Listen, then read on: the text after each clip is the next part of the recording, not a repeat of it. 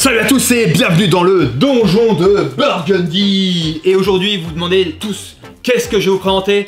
Eh bien je vais vous présenter cette carabine qui est devant moi, qui est une Snowpeak SR 1200S. Petite carabine à plomb assez sympa, inférieure à 20 joules, en calibre 4.5, qui nous est mise à disposition par mon partenaire Armerie Centrale. Mais celui-ci propose un prix intergalactique sur celle-ci. Ah oui, je suis sur YouTube, donc on ne parle pas de prix. Bien...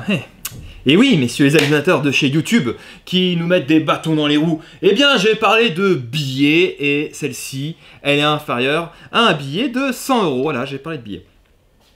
Et qu'est-ce qu'on a pour ce prix? Eh bien, on a pas mal d'équipements. C'est vrai que la promotion, c'est une promotion de la mort qui tue. On a une lunette 432. Alors, certains vont me dire, oui, c'est pas celle-ci. C'est vrai, c'est pas celle-ci, mais c'est une lunette 432 qui a le même grossissement, le même objectif. À peu près les mêmes colliers parce qu'on est sur du rail de 11. Pourquoi j'ai pris cette lunette? Parce que c'est une lunette que j'ai piquée sur un pack de Stoeger XM1 d'occasion, que j'ai monté sur la Elite Airgun Bravo, et vu que je veux faire des essais qui sont équitables, j'ai remonté la même lunette et j'ai utilisé les mêmes plombs, les plombs JSB exact. Voilà, mais en tout cas, pas de panique, dans le pack, eh bien, on a la carabine, la lunette 432, c'est celle-ci, elle sera normalement... J'espère, à moins que ça change de pactage, parce que ça, on n'est pas à l'abri. Eh bien, ça sera cette lunette-là en 432. On a les colliers, donc on a tout ce qu'il faut. Voilà. Hop, allez, c'est rangé. Voilà, c'est rangé. Pardon. On a la housse, c'est pas mal. On a à savoir qu'elle se déplie, hein, parce que je sens le commentaire. Bah, elle est trop petite la housse. Non, non, elle se déplie. Voilà. On a ce petit pack. Ouais, bon, je vais gagner du temps. Je vais ouvrir. Enfin, je vais pas gagner du temps, mais ce sera quand même plus imagé. Et dans ce pack, qu'est-ce qu'on a? Hop là, le couteau de la mort qui tue. Et oui, JP, j'ai même que toi maintenant. Il vient de chez Olight aussi. Hop. Et en plus, il coupe. Ouais, bon, c'est un peu le but du couteau, je crois. Ouais. Hop là, on a des lunettes de protection. Et oui, la sécurité avant tout. Un lot de cibles en 10-10. On a 100, je pense, à vue d'œil. J'arrive à les compter d'un coup. Et une boîte de plomb. J'ai pas fait une vidéo sur ça où j'ai dit que c'était pas terrible. Ah ouais, là je suis dans un dilemme là. Est-ce que mon partenaire va accepter que je dise que c'est pas terrible ces plombs là? Ah et en plus c'est filmé. Bon, ils sont offerts, on est d'accord hein. De toute façon moi quand je fais mes tests de précision, c'est souvent avec du JSB exact. Ok, comment faire pour vous tenir en haleine et avoir le taux de rétention du début à la fin? Bon, je vous propose des essais de précision à 25 et 40 mètres avec celle-ci. Je vais filmer avec mon compagnon d'aventure, la Long Shot Marksman. Bon, ça, ouais, je l'ai déjà fait. Et prise de vitesse avec un chronographe, c'est pratique, comme ça vous pouvez voir les vitesses et la régularité de la carabine. Ouais. Non. Comment je vais faire? Pourquoi j'ai des plombs Rifle Ammunition devant moi là, qui fonctionnent très bien et qui causent beaucoup de tort à JSB? C'est vrai, le RTX en 5.5, eh bien c'est le haut de gamme et bon bah c'est moins cher que JSB, que par exemple des JSB Jumbo, et c'est aussi précis. Ouais, c'est entre 30 et 50% moins cher, comme par exemple les Onefield qui sont en 6.35, les Titanfield qui sont la gamme lourd, donc c'est équivaut à du Monster, qui fonctionne extrêmement bien. À savoir que le 5.5 ça tourne très bien chez Rifle Ammunition, c'est franchement la RTX. Les modèles que je vous ai dit tout à l'heure, les Onefield, les Titanfield, que ce soit en 6.35, en 7.62, ça fonctionne du tonnerre de Dieu. Les Slug fonctionnent très bien, hein, que ce soit en 5.5, en 6.35, en... J'en suis accro, hein. En 9 mm aussi, ça fonctionne super bien avec la Bulldog, ils en ont fait là. Je vais faire une vidéo de 9 mm, c'est un bon coup ça aussi. Ok, mais comment faire pour vous garder en haleine jusqu'au bout? Eh bien, vous savez quoi? Alors, vous allez me dire, c'est pas une nouveauté les rifles RTX en 4.5. J'ai même fait un essai, c'est vrai. Il y a une première génération de plombs qui sont bien, mais moi, j'en suis pas satisfait. Pour que je sois satisfait, il faut que ça tourne aussi bien que du JSB exact. A savoir que, on est bien d'accord, les JSB exact, ça coûte extrêmement cher. Hein. Pour du 4.5, on est sur des prix qui sont maintenant un peu abusifs. Les RTX sont quand même beaucoup moins chers. Mais ils sont pas aussi bien que les JSB exact, c'est vrai. Et moi, comme je vous ai dit, j'ai un pote qui s'appelle Leonardo qui travaille chez Rifle Ammunition et ils sont vraiment à l'écoute de leur clientèle et des casse-pieds comme moi qui aiment faire des vidéos, des tests. Et qu'est-ce qui va se passer? Eh bien, j'ai été sélectionné pour essayer les prototypes, pour faire une deuxième génération. Et oui, c'est écrit prototype, en plus cela c'est mon deuxième prototype, enfin c'est le deuxième boîte prototype. Et maintenant, ils vont faire comme JSB. Pourquoi c'est aussi cher chez JSB? C'est parce qu'ils les pèsent, ils les mesurent, que ce soit la jupe, la tête, tout. Et bien là, c'est pareil, ils sont pesés, mesurés. Ils sont calibrés à mort. Et donc, ma stratégie, c'est pour vous faire...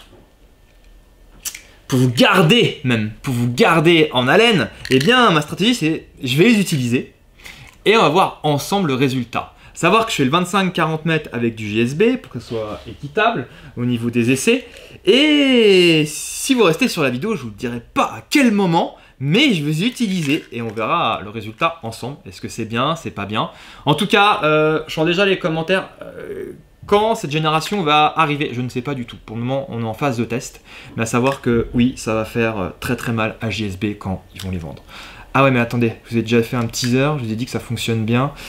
Et j'ai pas encore fait la vidéo. Ah, peut-être que ça fonctionnera vraiment bien, sinon, bon bah, j'aurais fait une erreur.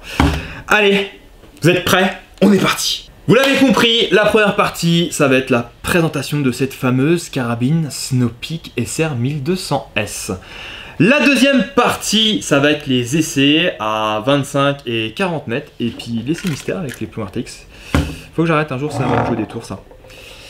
Et entre temps, je vais vous faire un petit rappel. J'ai vu que vous avez apprécié le rappel avec la Elite Airgun Bravo. Oui, tout à l'heure on la voyait pas, mais cette fois-ci, eh bien entre temps, j'ai regardé le record, c'est effectivement le cadre était un peu trop bon. Mais bon, voilà, ça c'est quand on est tout seul. Hein. Oui, je vais vous faire un rappel, je vais vous montrer comment ça se monte la lunette sur cette fameuse carabine. Parce que, eh bien, on a quand même des débutants qui débutent dans l'airgun et aussi des débutants qui tombent comme ça par hasard sur ma chaîne et qui sont certainement intéressés par cette fameuse, dites-le moi, cette SR1200S. Vous posez bien des questions, est-ce que c'est performant, bien qu'il y a un prix super attractif? Et oui. Eh bien, allez, on est parti. Et au passage, ça c'est intéressant, là, ici on avait un amortisseur de recul sur la Elite Airgun Bravo. Je suis pas assez grand, c'est vrai que Robert il aurait été pratique. Ah si, oui, c'est ici, cette pièce-là. Et ici, on a un orifice pour mettre un pointeau. Je vais vous expliquer un peu la différence quand on fera le montage. À savoir, en fait, que ces deux pièces-là, ils vont contrer le recul négatif qu'on appelle sur les carabines à plomb ou le régime vibratoire du piston. Voilà. Bon, on attaque la présentation. Alors, c'est une carabine qui vient tout droit de chez Snow-Peak, un fabricant chinois. Effectivement, bon, c'est vrai que quand on parle de produits chinois, eh bien, souvent on dit que c'est de la mauvaise qualité. Il fut un temps où oui, on était au centime près avec eux, et maintenant, eh bien, on leur demande des produits de qualité. Par exemple, Olight, qui font des très bonnes lampes, et aussi des très bons couteaux. Enfin, ils font des trucs super sympas surtout aussi.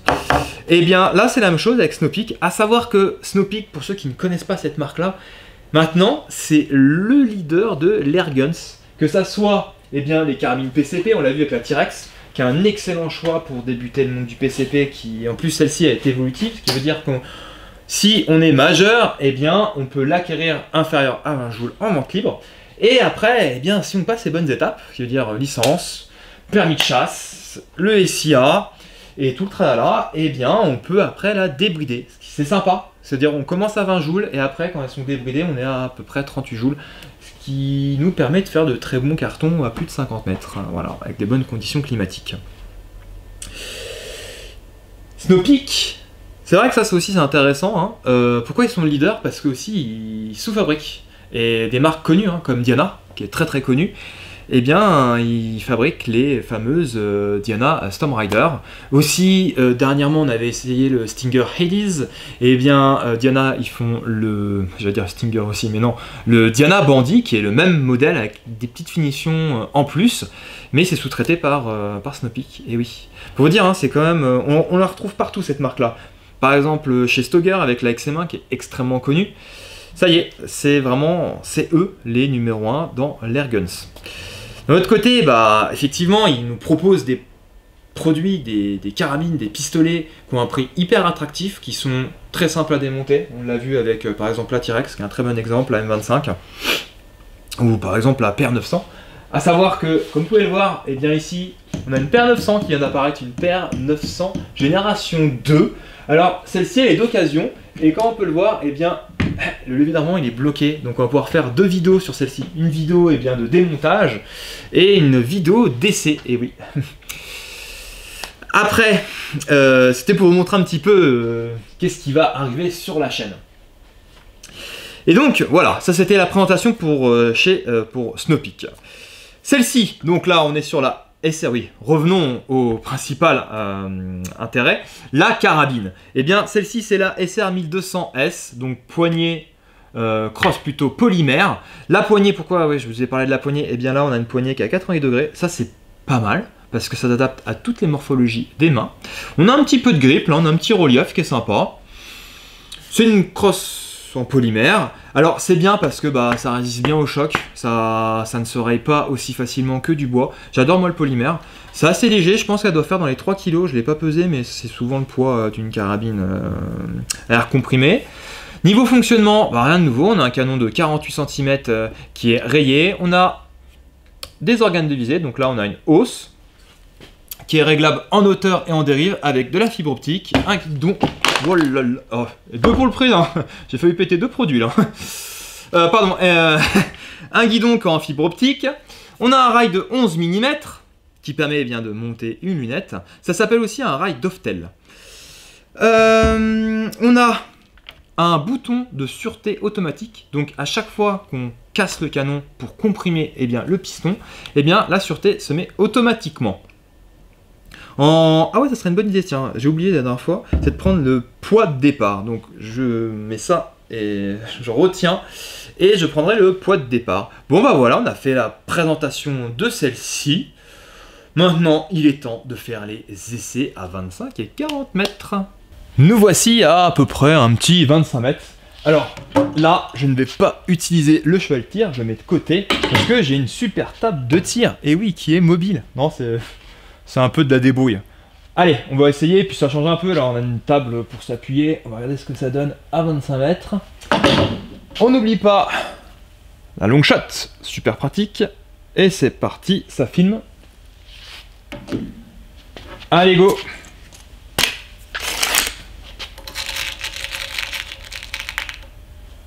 Donc là, j'ai pris du plomb JSB exact.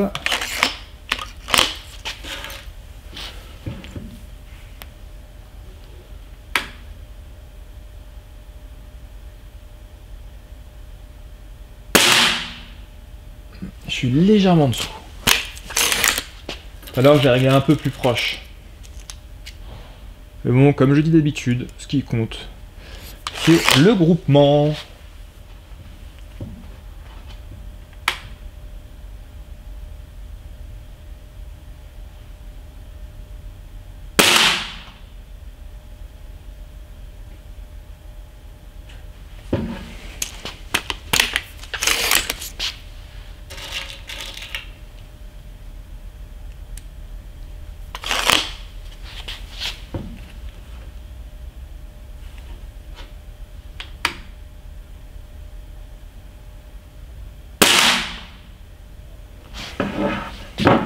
Je regarde un peu les groupements.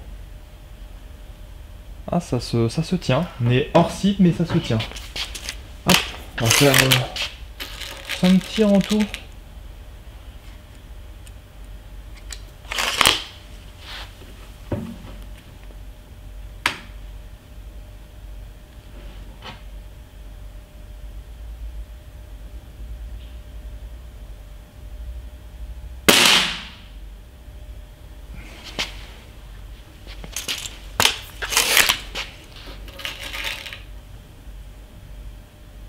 Ah, ça aura pas été moche dans la petite cible réactive, mais bon, c'est les aléas du direct. Hein.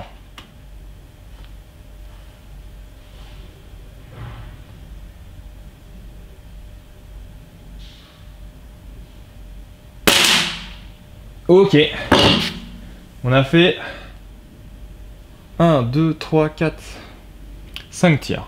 C'est pas mal, c'est pas mal. Bon, le 25 mètres, c'est approuvé. On va tenter le 40. Allez.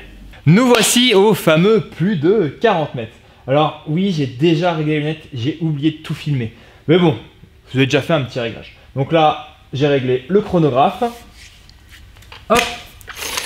Toujours avec du plomb JSB, hein. Hop. JSB exact. Alors j'ai fait une prise de mesure, on a 248 mètres secondes pour 16 joules,71. Bon, j'espère que j'ai pas fait trop bouger la table. Hop. Je filme. Et on est parti. Moi j'ai pris le chevalet de tir. Hein.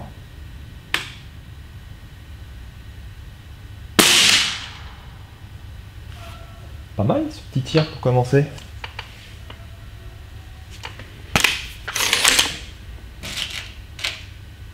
Et qu'est-ce qu'on a en termes de vitesse à 40 mètres? Alors, si vous ne pouvez pas le lire, je vais vous le lire pour vous. Donc 40 mètres, on a 175 mètres secondes avec 8 joules,36. C'est intéressant parce que comme ça, on peut savoir la puissance qui reste à cette distance.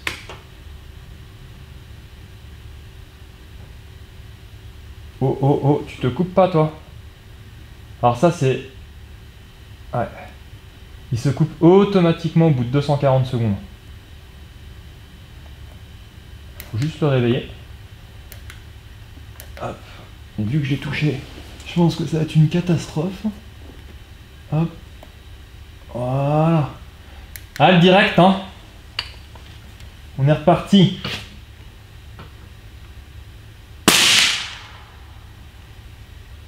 « 245 mètres secondes, 16,38 joules. Effectivement, en plus, c'est régulier. De toute façon, ça se voit. Hein. On voit les deux impacts là. Hop. «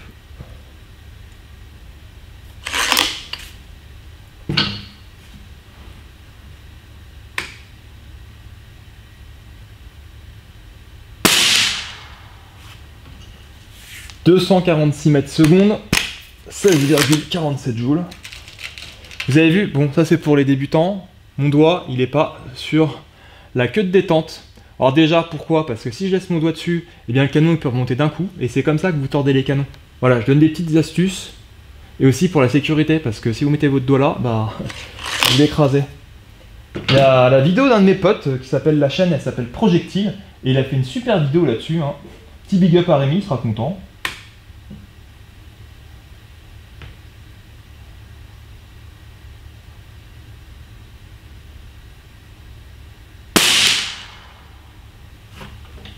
Ah. Je suis juste à gauche. N'empêche, ça se défend bien, hein, à une distance de 40 mètres, cette petite carabine d'entrée de gamme. Et pourtant, Artemis, hein, c'est entrée de gamme, et pourtant, elle se défend super bien. Hein. Elle peut faire peur à une petite gamo quand même. Hein. Même une grosse gamo.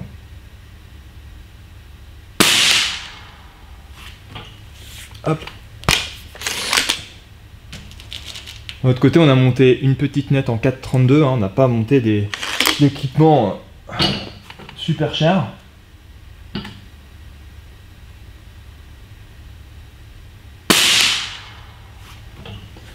« 1, 2, 3, 4, 5, 6. » Ouais, j'aime bien tirer à longue distance. Mais avec une carabine à fond, je trouve ça super sympa.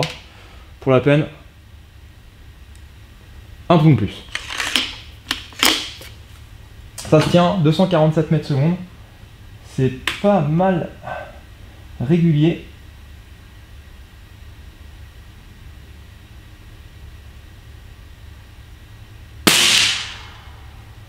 Oh, ça fonctionne bien. Hein. Bon, un dernier, allez. Souvent on me dit que je tire pas assez. Donc bah là on en profite. Hein. C'est la fin de la journée.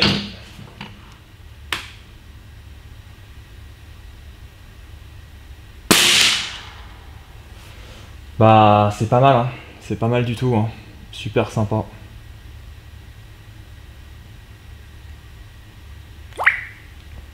« 247 mètres secondes, c'est joue,63, c'est vraiment super stable. » Ok, 40 mètres approuvé. Ça y est, c'est le grand moment qu'on attend tous. L'essai des plombs Rifle Ammunition RTX prototype. Et ben non, c'est l'heure du montage de la lunette. Là, certains sont en train de me maudire, ou... Ah ouais, carrément, quitter la vidéo. C'est des choses qui arrivent, mais vous en faites pas. C'est pas pour tout de suite, le l'essai. Mais continuez, restez en haleine. L'essai va bientôt arriver. Alors, par rapport au montage de la lunette. Eh bien, dernièrement, on avait fait le montage sur la Elite Airgun Bravo, qui est équipée d'un... le petit carré là, d'un amortisseur de recul. Et là, ici, deuxième solution, à savoir qu'il y a deux solutions. Ici, qu'est-ce qu'on a? Eh bien là, si on regarde bien, on a un petit orifice sur le haut du cylindre. Et donc, à quoi ça sert? Eh bien, ces deux solutions, c'est fait pour lutter contre le recul négatif ou le régime vibratoire aussi, qui s'appelle le régime vibratoire du piston, qui veut dire que quand ça tape, eh bien, on a une première vibration qui est en avant, et après, ça vient en arrière. Voilà. Et donc, là, ça tombe bien, on a un orifice, et je vais vous montrer un peu le système. Alors souvent, sur les colliers pour carabine à plomb, on a un petit pointeau ici. Alors, là, il est engagé. Et des fois, il n'est pas engagé. Et souvent, soit on le règle en enlevant le collier. En fait, on enlève complètement le collier. Et on le règle ici, on a un filetage.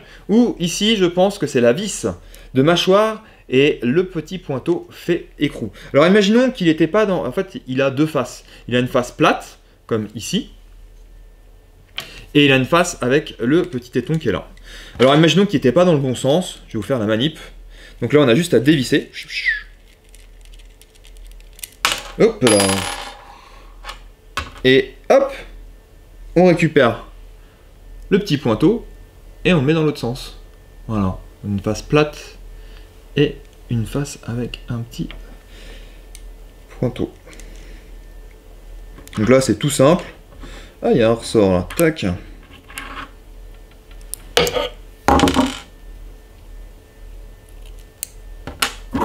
Hop, hop.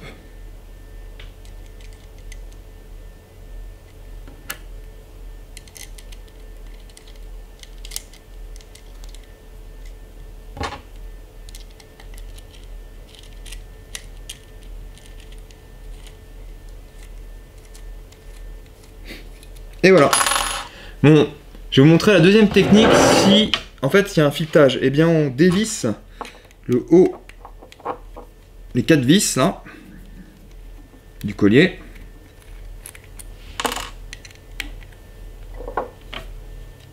Vache, hop là.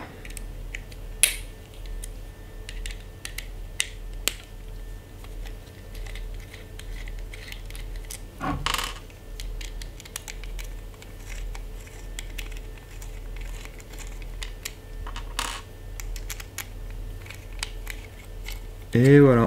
Bon là, sur ce modèle-là, c'est différent, on est bien d'accord. Et quelquefois, on peut retrouver ici à l'intérieur un filetage. Et donc, eh bien, comme ça, on ajuste la hauteur. Imaginons là qu'on est en train de faire un montage complet de la lunette. Et comme vous pouvez le voir là, eh bien, on risque peut-être certainement de rayer le tube de la lunette. Hop. Il y a une technique. Alors, on peut s'aider de chasse-goupille, de clé à laine. Il faut juste avoir le... Ça c'est cool, ça passe. Et là aussi. Et là on fait pression. Et là, tac, on raye pas le corps de lunette. Parce que regardez, si on fait pas ça, ça ne passe pas. Et là on raye tout. Que en faisant pression comme ça. Ah, c'est des petites astuces, mais franchement, c'est quand même sympa. Bon, je sais, elle est pas en bon état celle-ci. Mais voilà, pour votre lunette, non, ne la rayez pas. Voilà la petite astuce. Allez, maintenant on visse tout.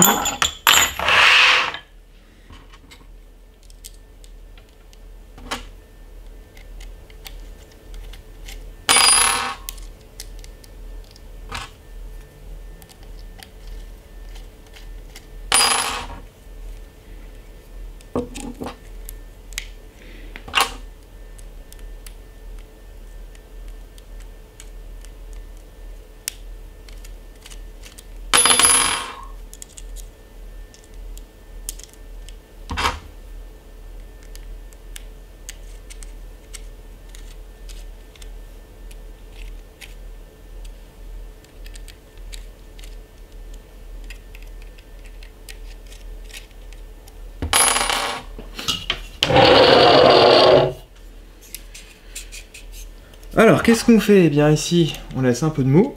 Hop. Aussi. Ouf. C'est vrai, vous voyez rien, pardon. Hop là.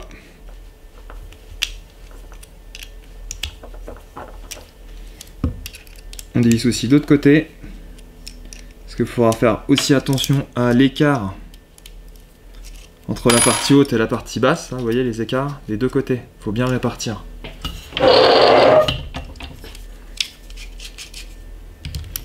Hop. On prend la mesure.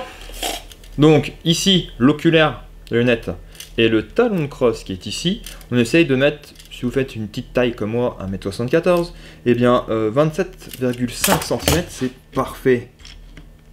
Hop là.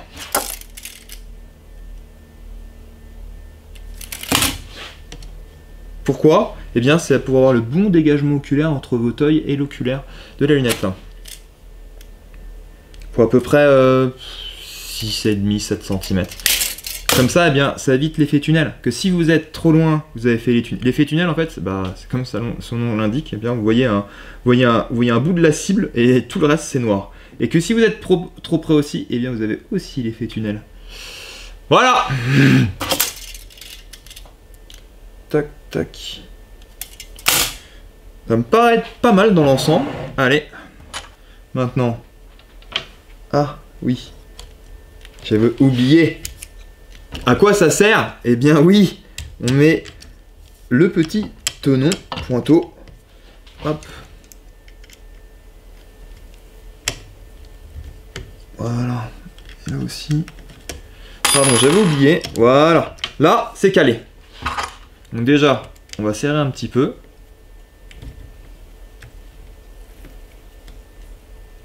Hop. Là aussi, on va serrer un petit peu. On reprend la mesure. Donc là, je pense qu'on n'est pas bon. Effectivement, on n'est pas bon. On décale. Alors, aussi, ce qui est sympa à faire attention, c'est les colliers. Ils ne doivent pas être contre la tourelle. Pourquoi? Eh bien, avec la vibration, si ça recule, par exemple, si ici, la tourelle a été trop en arrière, elle va taper dans le collier. Et bah là, c'est la catastrophe parce que en fait, elle prend toutes les vibrations et il n'y a pas mieux pour exploser sa lunette. Et souvent, moi, ce que je fais, et bien là, celui-là, je vais dévisser.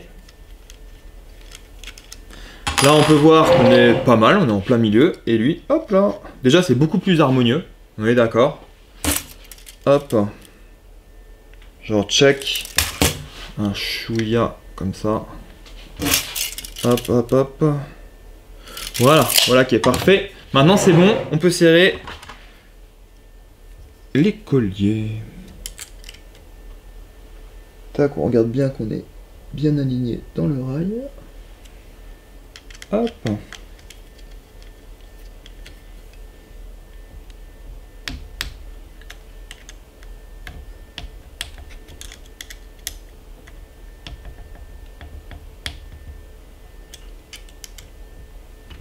Faut bien serrer, mais il n'y a pas besoin d'exploser la vis, on est d'accord? Voilà. Voilà. Tac. Maintenant, bien, on va essayer de retrouver... Vous savez comment ça fonctionne? Le réticule, en fait, c'est une croix avec deux barres. Une barre qui est horizontale, une barre qui est verticale. Et là, ce qu'on va faire, on va essayer de trouver quelque chose dans le paysage qui nous donne à peu près une belle barre verticale. Tac. Hop. Et après, on essaye d'aligner. On fait gaffe que la carabine est bien droite. Voilà. Maintenant, je vais essayer de trouver quelque chose qui est à la horizontale. Checker.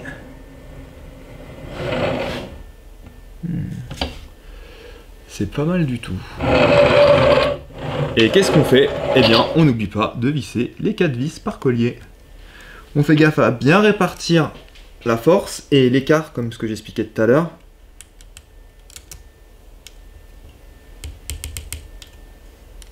Tac.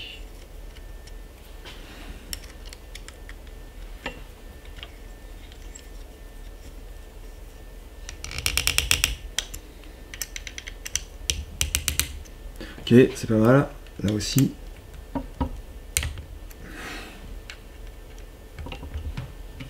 Et maintenant, on visse les deux dernières par collier.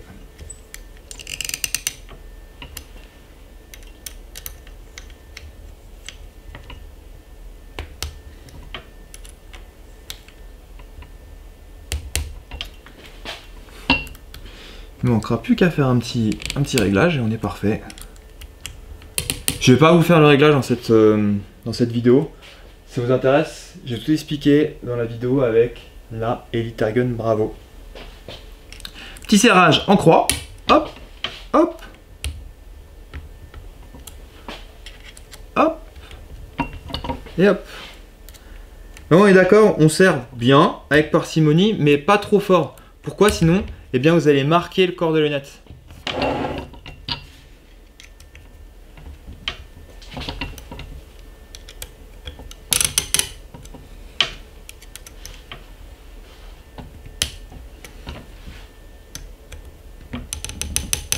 Voilà, ça y est. Et on est bon. Allez, c'est le moment de faire les essais. Qui sait? On commence par un 25, un 40, et après, on utilise les plombs RTX. C'est parti, c'est le grand moment des essais avec les plombs prototypes de chez RTX. Alors, malheureusement, c'est mon deuxième essai. Pourquoi? Eh bien, j'ai fait un premier essai et j'avais pas assez de mémoire sur le téléphone. Ça a rien enregistré. Alors, je me suis dit, bon, après, on va dire que c'est truqué. Donc, eh bien, on va recommencer. Le premier essai, il était gigantesque.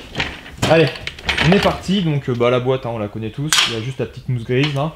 Et les... c'est une boîte de pastilles. Allez, on est parti. Bon, cette fois-ci, j'enregistre. Je fais bien attention. Ouais, là, je vérifie une deuxième fois. Ça enregistre bien. Allez, go. On va y arriver, hein. Alors, j'ai remarqué par rapport aux plombs JSB déjà là, que les plombs, la tête elle est un peu plus large, étant donné qu'elle passe un peu moins rapidement. On tire un peu haut.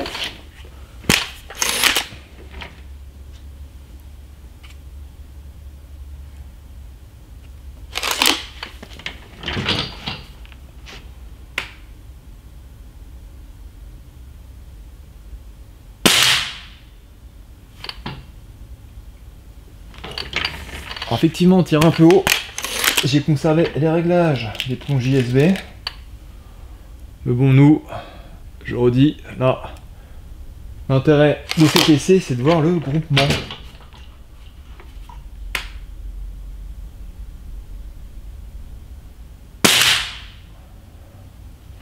Bien, c'est pas mauvais, hein. En même temps, je vérifie que ça enregistre bien. C'est pas mauvais du tout, là. Bon, tout à l'heure, j'ai fait un 25 mètres appuyé sur les espèces d'étagères mobiles, là. Bon, là, on est sur chevalet de tir. Oh. Bah, ça se défend super bien, hein. Bon, ça tombe bien. Le premier essai, il était pas aussi bon. Il était pas mal, mais alors là, ça tourne du feu de Dieu. C'est le destin.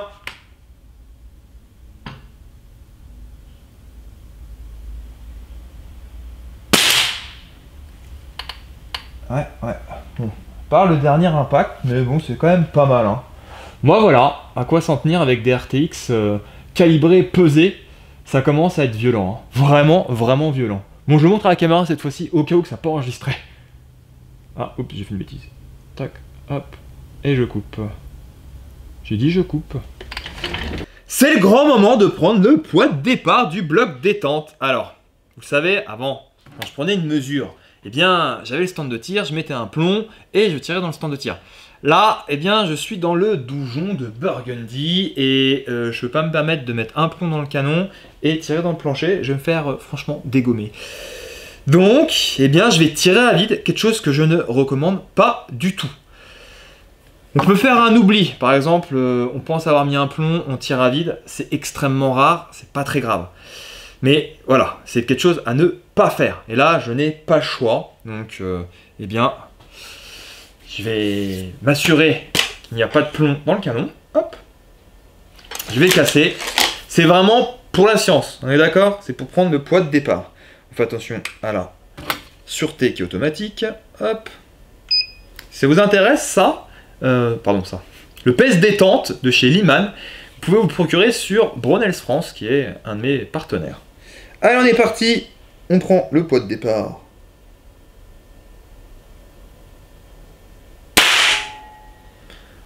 C'est pas trop mal. Effectivement, j'avais un bon feeling. Et bon, la course est un chouïa un petit peu long, mais bon, on a souvent ce type de course sur les carabinières comprimées. Et on a 2,695 kg. C'est pas énorme, c'est pas mal. C'est vrai que le départ n'est pas mauvais pour une petite carabine d'entrée de gamme.